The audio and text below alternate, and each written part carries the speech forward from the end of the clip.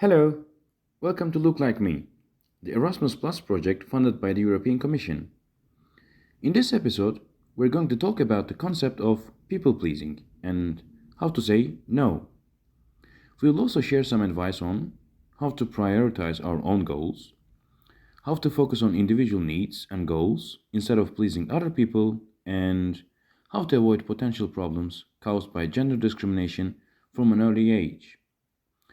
There is one very important element that can contribute to our happiness and design our lives: people pleasing.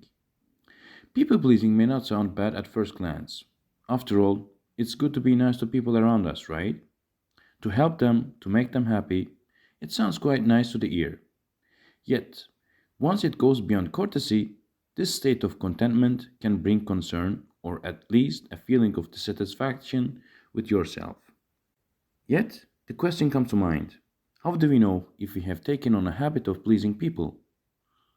There are several ways to recognize this. Listen carefully and see if you can recognize your behavior in some of the followings. I neglect my own needs so as not to disappoint others when they ask for help. It is difficult for me to say no.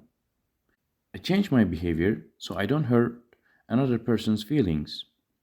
I sacrifice a lot of time and energy to get people to like me. I apologize too often. I quickly accept the opinions of others. Surely, there are steps you can take to learn how to balance your desire to make others happy without sacrificing yourself. First, create boundaries. Knowing your limits and setting clear boundaries are the most important steps to overcome the habit of people pleasing. Be clear and specific about your wishes and needs. If someone seems to be asking for too much, let them know that those requests are over your limit. Second, take small steps. Changing behavioral patterns altogether and all at once can be difficult. In most cases, you need to not only re educate yourself, but also do something to make people around you understand your limitations. Therefore, it may be helpful to start with small steps. Start by saying no to smaller requests. Third, set goals and priorities. If something is draining your energy or taking up too much of your time, take steps to solve those issues. The more you try to say no to the things you don't want to do, the more time you will find to devote to the things that you really enjoy. Fourth, don't say yes right away. When someone asks for a favor, say you need some time to think.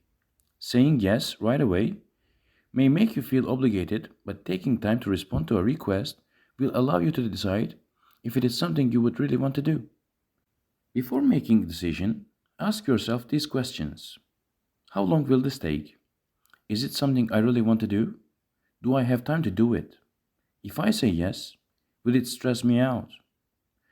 Research shows that even a second pause before making a choice improves decision making accuracy. Fifth, stay away from excuses. If you feel manipulated into doing something, take some time to assess the situation. Try using a firm tone when refusing something, and resist the urge to give unnecessary details about your reasoning. Do not forget to remind yourself that no is a complete sentence. That's all for this episode. Thanks for listening to Look Like Me podcast, and stay tuned for our next chapters.